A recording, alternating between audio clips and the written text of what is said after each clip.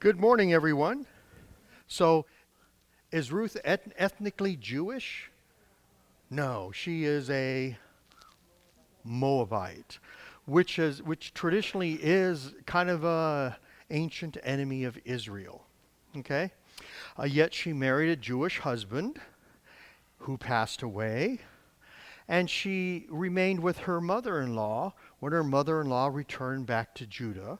Of course, her mother-in-law was from the town of O little town of Bethlehem, the home of Ruth and Naomi.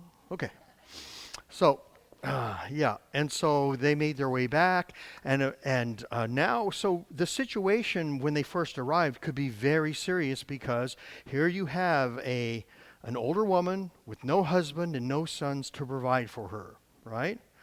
And you have a daughter-in-law with no husband or sons. Oh, wow. So, in order to keep somebody from becoming homeless back then, what was done as kind of a safety net? What was the Social Security, the welfare of ancient Israel? Yeah, the children would take care of their parents, and then if you were a widow, because most of the old people who live are women and not men. Okay, I don't want to disappoint you guys, but we drop like flies. Okay, so it's the son, but if you have no son or you have no husband, then the brother of your husband is to marry you. Oh, gross, creepy, right? That ensures that you are taken care of. It also ensures that what your husband had owned is passed on to his sons. So it ensures that the passing on of property. So it does a whole lot of things, okay? But we know that people often may not want to do that because of money and greed, okay? So, yeah, yeah. So, and so Ruth, so they're back in Bethlehem, and Ruth has kind of found the favor of this one guy named Boaz, right? And he's shown her extraordinary favor by allowing her to glean grain in a way that's not really gleaning. She's able to follow directly behind the harvesters, not after they leave to pick up whatever grain happens to fall by the wayside. And he even says, throw a couple stalks here and there to her. So he's taking care of Ruth, who is a relative by marriage, and Naomi, who is a relative by blood. Okay? And so that's been going on for a bit of a time. And yet, it seems as if, where's Joyce? Joyce was saying, oh, well, I can tell he's been bitten by the love bug, right? And that may be the case, but he hasn't done anything, or at least Ruth, the book of Ruth, mentions nothing along those lines. And in fact, it seems as if, even if he is, he seems not to be doing a single thing. Today we may find out why. Okay? So we're going to press on. But before we get there, we need to kind of understand. We went over how gleaning worked, and and the harvesters, they use a sickle or a scythe, and they cut the stalks of grain and they bundle them. And of course, then all the grain stalks are hauled away to a place called the threshing floor. So today I think we would call that a mill, where the grain is milled and everything else. But there wasn't any automated way of doing it in the old days, right? So it was a lot of manual labor. Fortunately, you also had animals.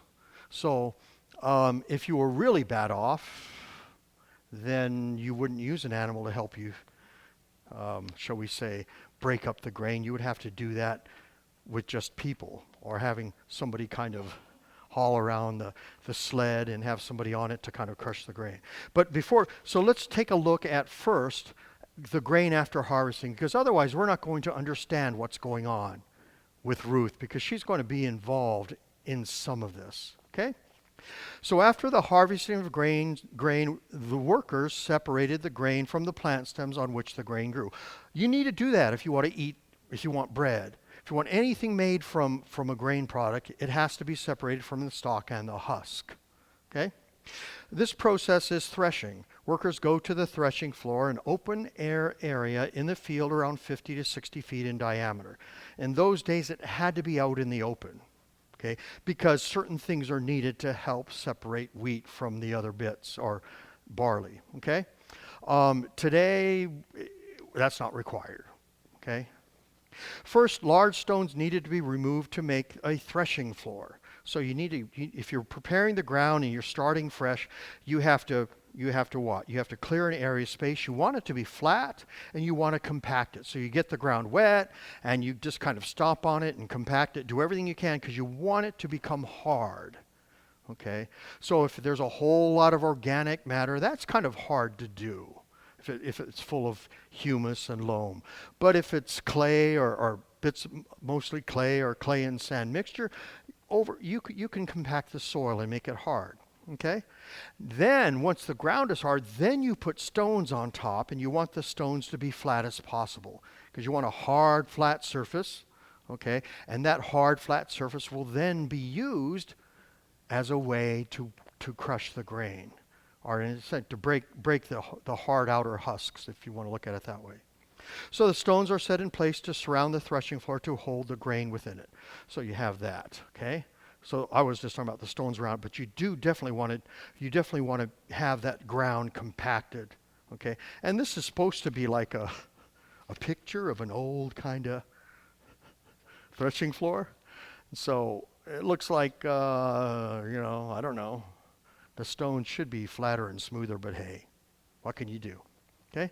The threshers beat the grain with sticks or used oxen to trample it. So you bring the grain and you lay it out on this area, okay, this flat area, and then you have to basically, mechanically, physically beat the grain or crush it or do something where that way the inner part that you want is exposed. Okay? Sometimes they used a threshing board or a sled, a wooden board with stones or iron spikes fixed underneath. So you can have an oxen, and then you have weight, and with the grain stalks underneath, you just kind of go around until all the stuff is broken up into little bits. The grain's no longer connected to the stalk, and the grain and the husk of the grain is also kind of crushed. Okay? You don't want to turn it into powder, so you kind of have to know what you're doing. Where the grain, inner part of the grain separated, but not where it's pulverized. Okay? Oxen drag the board, further weighted by a driver or a child, cracking the grain kernels and breaking up the stalks. After threshing, workers separate the grain from the chaff, bits of straw, and outer husks of grain. Called winnowing, this usually occurred from late afternoon to dusk. Okay. Not only was this the cooler time of day, but the wind blew in from the Mediterranean Sea, necessary for winnowing. Okay. For this reason, threshing floors were outside so the wind could blow against the grain and separate the chaff. So how is this done? Well, after all this is done, you kind of have like a large kind of basket, but it's, you'd want it to be big, but not with huge amounts of sides. That way you can kind of take the grain and keep tossing it in the air. Okay, and you want the wind to kind of come and blow the bits away. Okay, and how that would work is the internal part of the grain is the heaviest. So what happens is the wind blows, and of course the stalks, which are kind of heavy, will blow but not that far away. But the chaff, which is even lighter, will blow farther away. And of course, unless you're in some crazy windstorm, the grain falls where you're kind of, doing this with the, throwing it up in the air and letting the wind kind of do that stuff. So it was quite a laborious process back in the old days, right? So, and it makes sense to kind of, when it's harvest time, everybody works, because there are times when planting is very busy and everybody's working. Okay, once everything's growing, you kind of chill out because a lot of it's beyond your control. So, but when it's harvest time, you work and you work and you work, okay? Because, especially if rain's coming or whatever, you can get penned in, but you have to complete everything in the time window, and then take the grain so you're able to use it. So quite a lot of work back then. And then after all of it's done, what do? Well, you have to have workers who sleep with the grain, so it's not stolen until all of it's where it needs to be in long-term storage or in somebody's house in containers, because like, hey, here's grain and nobody's watching it. Ooh, right?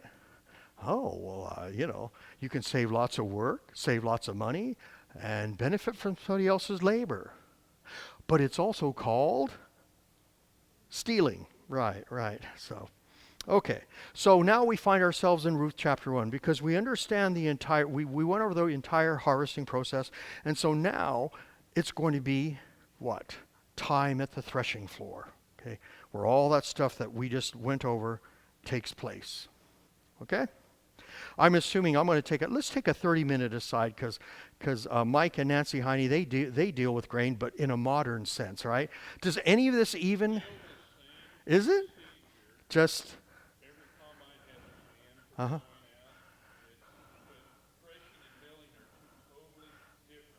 Uh-huh.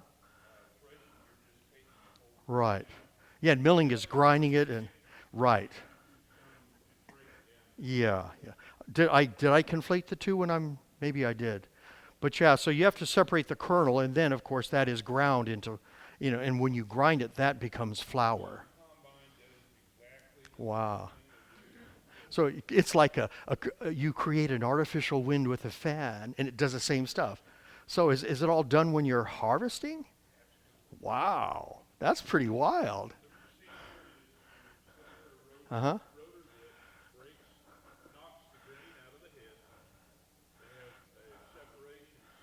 Wow. Oh my goodness. So back before all that stuff, if you were a farmer, you'd want lots of kids. Because now it's, But then it was like, well, somebody has to help with the harvest. So, wow, okay. So life is much easier now, but probably the front end costs are much higher. Because, you have to own all that stuff before you could ever, right, earn one penny from, yeah, okay. All right, Ruth chapter 3, let's look at verse 1, okay? Then Naomi, that is Ruth's mother-in-law, said to Ruth, "My daughter, should I not seek rest for you, that it may be well with you?"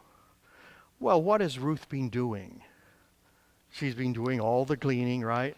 But Naomi's really saying something else, right? Because rest can mean rest, respite from physical labor. I mean, in a sense, that's part of the reason for the Sabbath, right? You stop your work and you go to worship, and God does the work, really, while you're at service, okay? So the idea is, of course, rest can mean that. It could also have the idea of home, because where do you go when you're done working? Home, yeah. So this is really kind of, so this rest also becomes a word that could mean home. So this is really kind of the man's usage of the word ends up kind of, becoming a synonym for the entire language, because for the women, work was at home, see? So, yeah. Okay, so, but even though the Hebrew word primarily does mean rest. Well, what we find is a change in Naomi. She used to be very bitter, and now we find that bitterness has really kind of softened and maybe is turning sweet, right? Because she was blaming God for all the stuff that happened. Well, if you're going to blame God for the bad, at least you should be honest enough to credit him for the good, right? Even though the cause of the bad is really more the result of sin in this world, okay? So in some way, Naomi is now placing a blessing upon Ruth, right? To have rest. Of course, ultimately, this will mean a kinsman redeemer, okay? And we can even see the unfolding implications of this. Who is our kinsman redeemer? Jesus. and in him we have our true Sabbath rest. See? So, if we know a little bit, we can kind of see the, how the Old Testament and stuff going on in there, really in several different ways, all point to Jesus Christ and how he kind of fulfills all these things. Okay? So what we will learn is Naomi wants Ruth to have a kinsman redeemer. Okay? Which isn't weird. If you're purely self-centered and selfish and cynical, you go, well, of course she wants one, because if Ruth has one, Naomi has one, right? But you can tell by the language and everything else that it's not purely a cynical, self-serving motive. Okay, that's in there, but Naomi is having a change of heart. Okay, let's look at verses 2 and 3. Okay, see what continues. Is not Boaz our relative, with whose young women you were? Meaning farmhands and wives of the other farm workers, etc. See, he is winnowing barley tonight at the threshing floor. Wash therefore and anoint yourself and put on your cloak. Okay, so it's like, what's going on here? Now, here we kind of have to understand the culture a bit, okay? So what Naomi is really saying to Ruth, there could be implications, but what she's really saying to Ruth is, the time of grieving is over. Okay? Make yourself pretty, make yourself smell good, wash up, clean up, to let everyone know that you're now available. Yeah, that sounds so crass, but it's true. Okay? So if a widow is grieving, you don't make moves on a grieving widow, not if you're a reasonable human, right? That's just right. So we can go, okay, so Boaz, now we realize, well, Boaz was helping care for a grieving widow who's also a relative in some way. Oh, okay. So he's really done an honorable thing. Maybe he didn't have the love bug. Maybe he's just an honorable guy. And the Lord has blessed him. And he says, well, I can't be greedy at a time like this. So we'll have to continue to kind of see what happens and how things unfold. Okay? So, but the whole point that Naomi is bringing up is that Boaz is a potential kinsman redeemer. He's not married, and he's related, and so in some way he has an obligation to marry Ruth, to ensure that she's taken care of. The question is he the closest kinsman redeemer? I mean, there was kind of an order in which this happened. So that way, if somebody's wife dies, you don't have to go to your fourth cousin 3 times, whatever that is, 3 times removed. Who's your mom? What? Right? So there needs to be a close enough kinship where, people usually know each other, and there's something established anyway. Okay? So stop all the mourning stuff, okay? Because as long as you're doing all the grieving stuff, no respectable man will ever make a move on you. Okay? So let's continue on. Okay, we're going to look at we're in the second half of verse 3 to 5. Okay, go down to the threshing floor, but do not make yourself known to the man. What man? Boaz. Previously mentioned, right? He's threshing barley, etc., etc., right? Until he has finished eating and drinking. But when he lies down, observe the place where he lies. Then go and uncover his feet and lie down, and he will tell you what to do.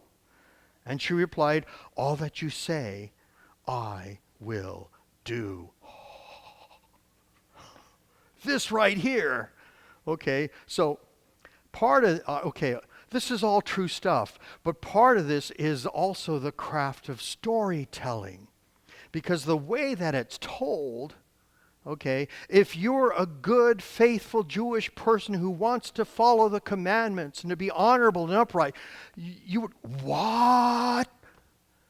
Okay, technically, Naomi's telling Ruth not to do anything wrong. Technically.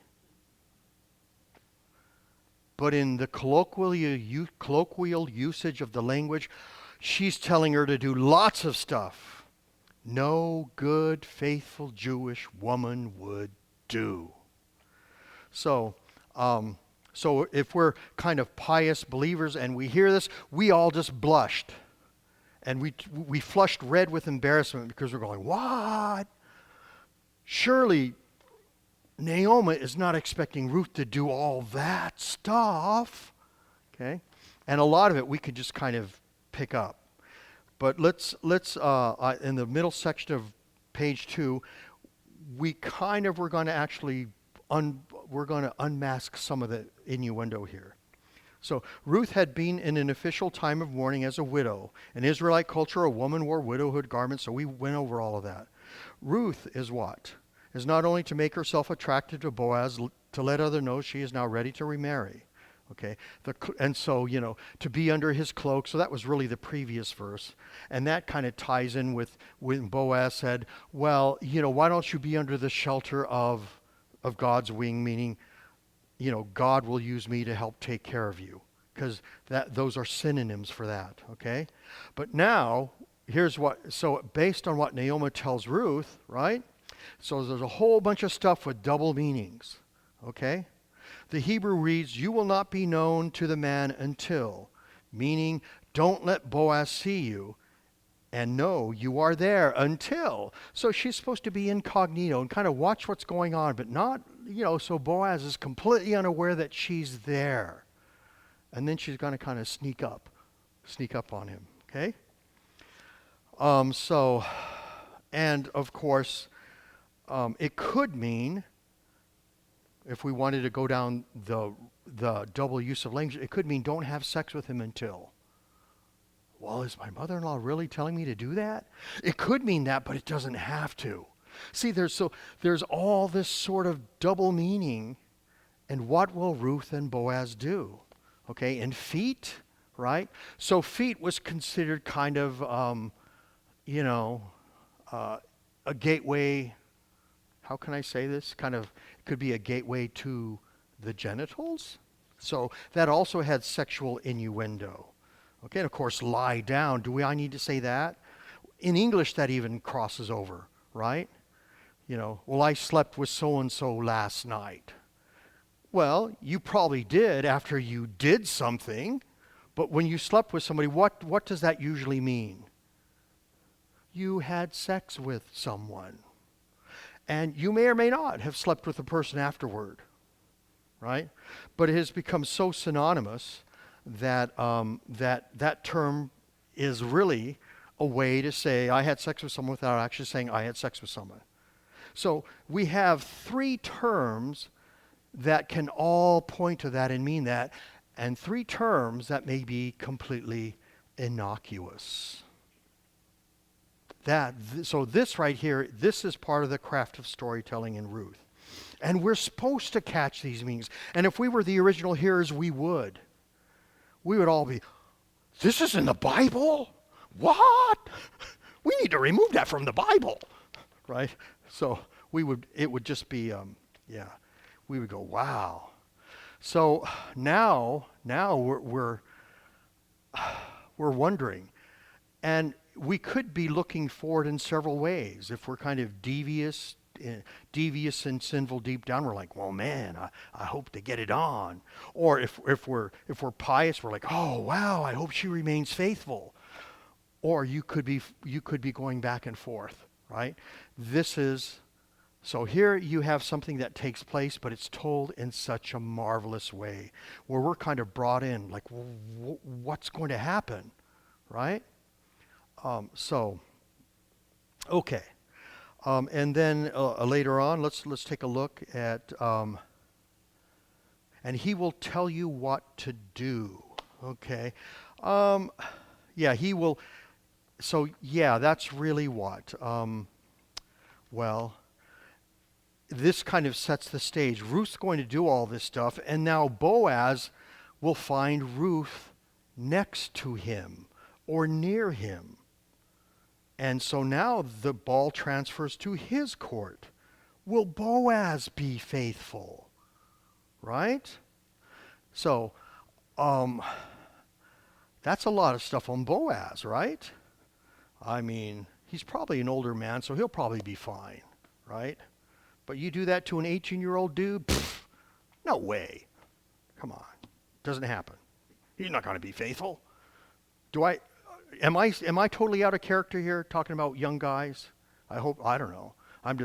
Anyway. So, yeah.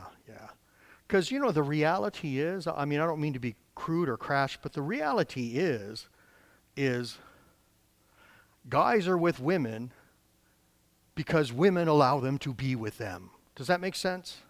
Yeah. So, yeah. Well, unless you're, I'm not even going to go there. Okay. So the stage is set. We're all embarrassed. And we have mixed emotion. Is Ruth going to be faithful? Is Boaz going to be faithful?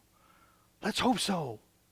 But we want something to spark here. It's in Ruth's best interest to have a kinsman redeemer. And Boaz is a good, upright, and honorable guy. Based on everything that's happened so far.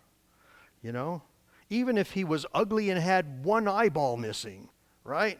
He would be a good provider. Okay? Let's look at verse 6. So she, that is Ruth, went down to the threshing floor and did just as her mother-in-law had commanded her. So the question is, what did she do? How did she understand the command? Okay. So, yeah. So we're just kind of like pulled in even further. Oh, Ruth, please be faithful. Right? So we'll say, be a little naughty, but be mostly nice. Right? So that would kind of be my if this were a movie, that would kind of be where I would be kind of going. Yeah. So, okay.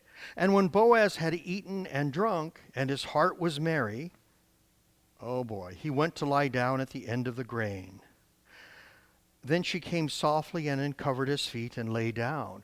See, we don't know exactly what happened when she uncovered his feet because that's rife with innuendo. And that he worked hard and he had his fill of wine and now he's merry. He's a little lightheaded. Kind of, the early stages of happiness when you drink. Okay? And that's kind of, if you're smart, you'll get to that point and don't go any further. Right? So, because any further is bad. Okay? So he's at that point, and Ruth kind of comes up and it's like, oh boy. Okay, how did she follow Naomi's command? And what will Boaz do? Especially since he's had a little bit of wine. Of course, he could be extremely tired and just fall asleep, so we don't know. Okay, are we ready to press on? Verses 8 and 9.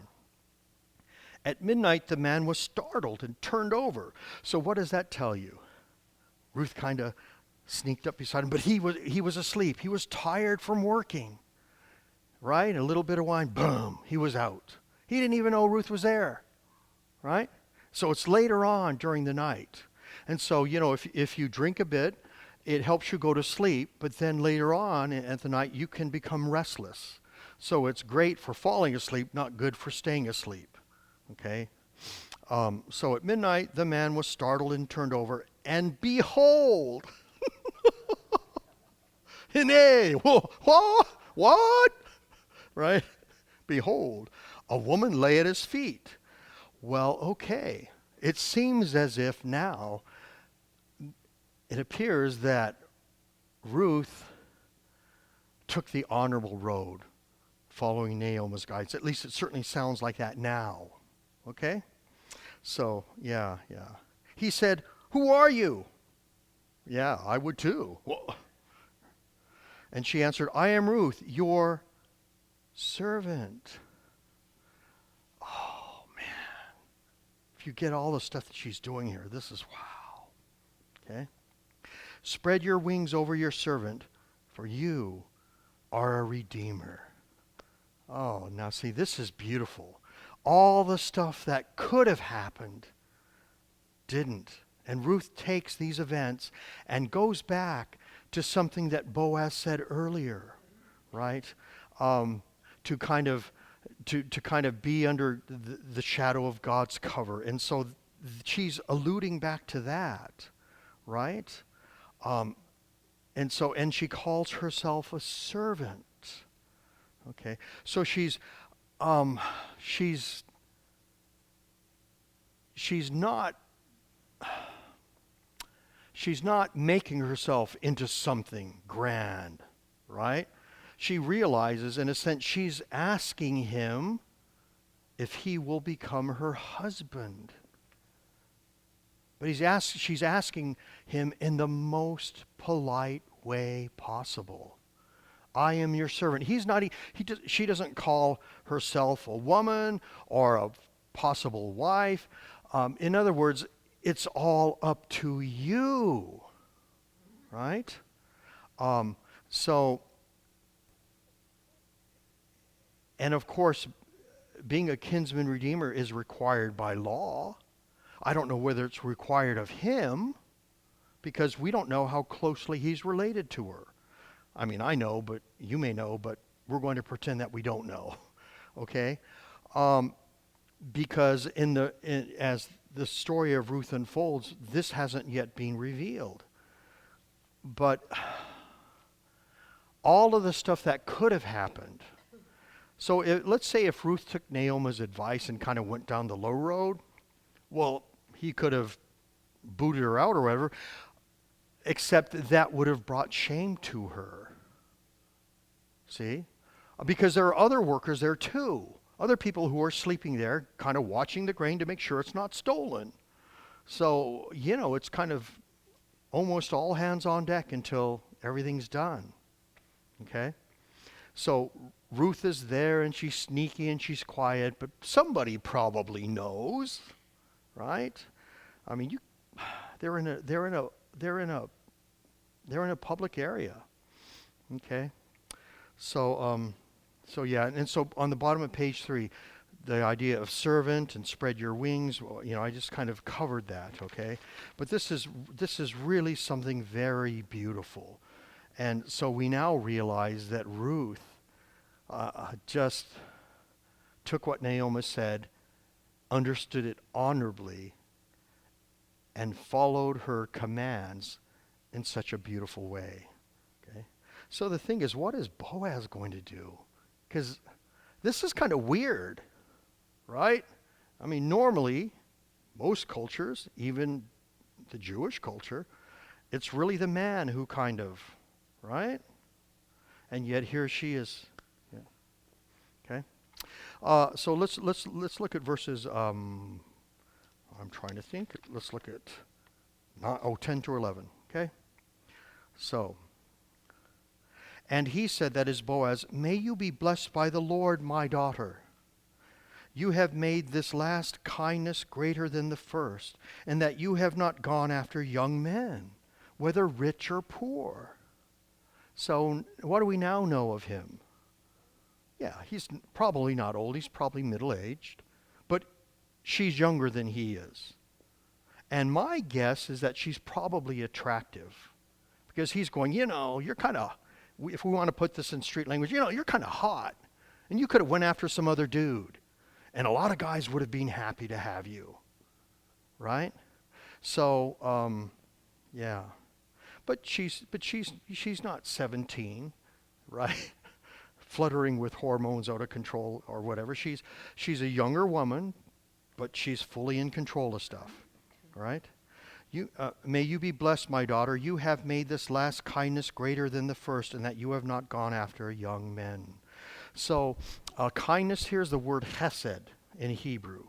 So hesed can mean kindness, it could mean love, but it's not just any old love or any old kindness, but there's a steadfastness to it, a loyalty to this, right?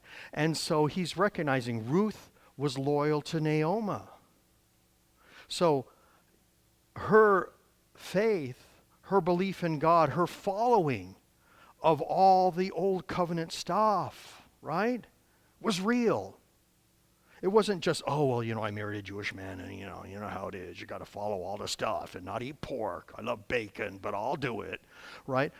So this is all real for her, okay? And so she's kind of, okay, yeah. Because if she's married to a kinsman redeemer, then all the property that her husband should have will now be passed on to her sons, right? So, yeah, there's more than just her in this situation. Okay? All right. Verse 11, and now, my daughter, do not fear. I will do for you all that you ask, for all my fellow kinsmen know that you are a worthy woman. Okay, so he's agreeing. Wow, okay. And now it is true that I am a redeemer, yet there is a redeemer nearer than I. Ah, okay. So now we get a picture of Boaz. Okay, he's an honorable guy. Okay, he's done all the stuff to help take care of Ruth and Naomi. We don't know what this other kinsman redeemer was doing. I'm assuming he was probably doing nothing, but it's just not mentioned. Okay, but Boaz is saying, okay, well, but by law there's somebody closer, and I just can't, right? So here you have two serious believers who want to do the right thing. And so he's saying, I can't. Okay? We'll have to wait and see. But we know that's really true because of everything that he's done to ensure that Naomi and Ruth are taking care of. They've received so much grain from gleaning, and I put that in air quotes because it's really kind of fake gleaning, really more kind of harvesting, where Ruth is able to take the excess grain, which is a whole bunch, go to market and sell it, and get all the other stuff that they needed for life. Okay? So things have been really, really going well. Okay? So that's where we are. We're now at an impasse. Okay? I wanted to show the chiasm on page 4, because even though I'm jumping the gun a little bit, but it's really the structure, the rhetorical structure is really kind of showing what the emphasis is. So as we follow through, we'll kind of see the A and the A prime, the reverse order of kind of ideas. So A, Naomi's words to Ruth, A prime, Naomi's words to Ruth, B, Ruth's words to Naomi, B prime, Ruth's words to Naomi. C, Boaz lies down, then Ruth. C prime, Boaz and Ruth lie down in the morning. So the idea of both kind of lying down. D, Ruth asks Boaz to be her redeemer. D prime, Boaz agrees to be her redeemer. And in the middle, Boaz blesses Ruth, which will be fulfilled by Boaz fulfilling her request.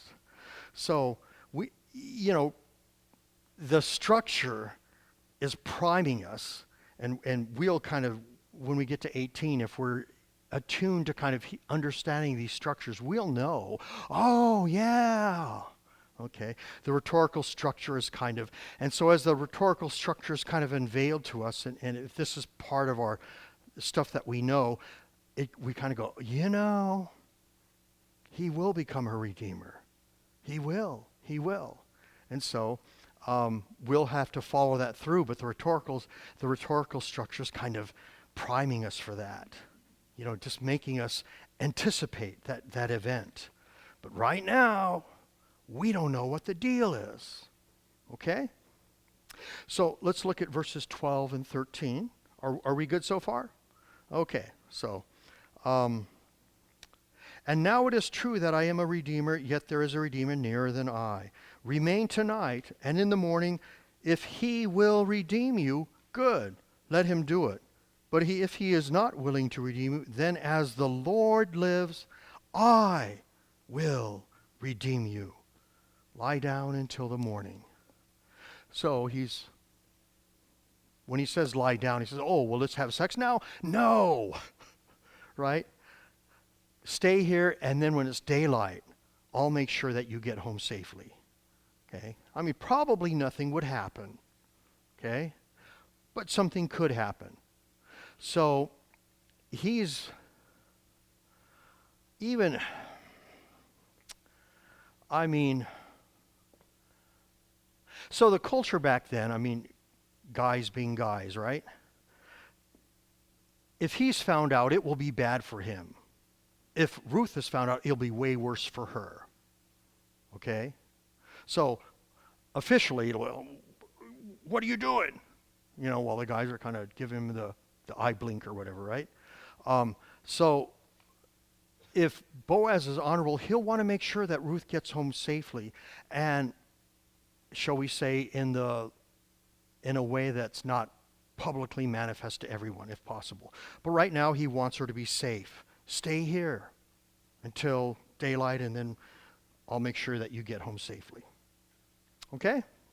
So, so we'll have to follow this through and see how Boaz makes sure that Ruth makes it home. Okay? So let's continue onward. Okay? So verses 14 and 15. So she lay at his feet until the morning, but arose before one could recognize another. So it's kind of twilightish, right?